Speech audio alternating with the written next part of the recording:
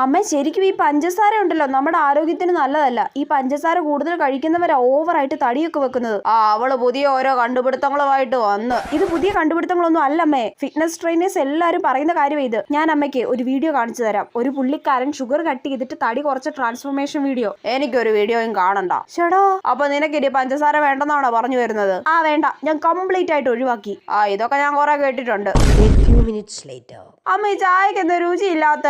അതില് പഞ്ചസാര ഇട്ടിട്ടില്ല. കുറച്ച് പഞ്ചസാര ഇടമ്മേ, എന്നാലല്ലേ കുടിക്കാൻ ഒരു ടേസ്റ്റ് കാണൂ. നീ അല്ലേടി പറഞ്ഞ പഞ്ചസാര വേണ്ടെന്നോ? എന്നാലും കുറച്ചിട്, ഇതിപ്പോ കുടിക്കുമ്പോ കഴിക്കുവാ.